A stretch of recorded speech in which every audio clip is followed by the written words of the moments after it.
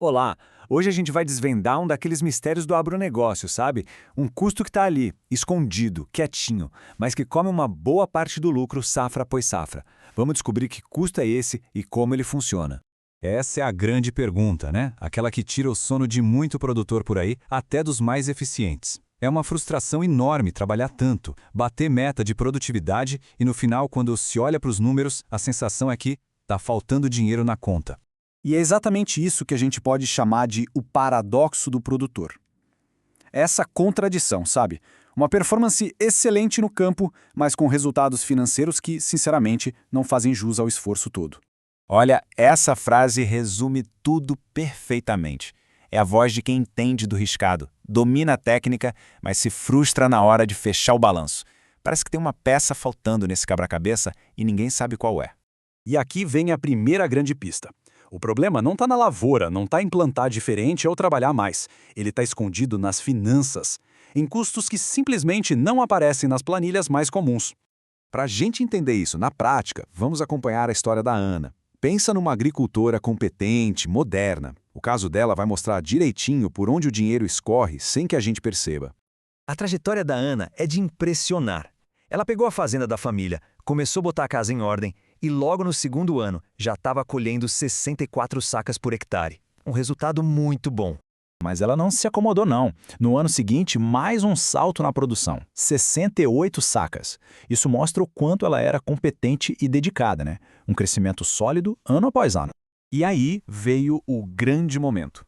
No quarto ano, ela conseguiu o melhor resultado da história da fazenda: 71 sacas por hectare. Com um número desses, o lucro tinha que ser recorde, não é mesmo? Bom, era o que se esperava. Pois é, aqui a realidade deu um banho de água fria. A margem que ela esperava era de R$ 14 por saca, mas a margem que de fato entrou no caixa foi de apenas R$ 6,40. A grande pergunta é, para onde foram os R$ 7,60 que sumiram de cada saca? Agora a gente começa a investigar de verdade.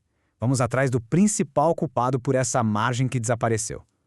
E olha, é um número que a maioria dos gestores nem sonha em calcular. O nome do vilão é custo invisível do crédito. E não estamos falando só dos juros nominais. A gente está falando de todas aquelas despesas que vêm junto com o financiamento. Taxinhas, seguros, custo de cartório. Tudo isso é pago, claro, mas quase nunca entra no cálculo do custo por saca. Tá, mas como se chega nesse valor? Vamos fazer uma conta de padaria aqui para uma operação de 1.000 hectares. Pensa num custeio de R$ 3.150.000. Com um custo efetivo total de 12%, o custo financeiro disso dá R$ 315 mil. Agora a gente pega esse valor e divide pela produção esperada de 60 mil sacas. E chegamos no número R$ 5,25 por saca. É isso. Essa é a arma do crime. Um custo real, que saiu do bolso, mas que não aparece na planilha de insumos, não está no arrendamento, ele simplesmente não está em lugar nenhum. É um fantasma que assombra o resultado final. E o impacto disso é gigantesco, pessoal. Num setor onde a margem já é super apertada, um único custo que não foi rastreado, como esses R$ 5,25, pode simplesmente levar embora mais da metade do lucro esperado. É devastador. E acredite, a coisa ainda pode ficar pior. Esse custo invisível não age sozinho, não. Outros fatores do mercado acabam potencializando o estrago, criando uma verdadeira tempestade perfeita contra o lucro. São basicamente 3 problemas que se juntam. Primeiro, o descasamento de tempo.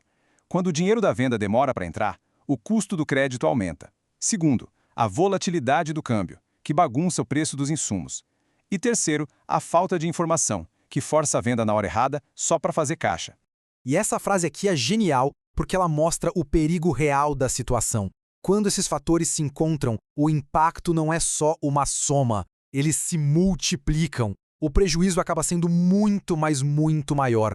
Mas calma, tem solução. Vamos voltar para a história da Ana e ver como ela conseguiu virar esse jogo, sem precisar colher um grão a mais para isso.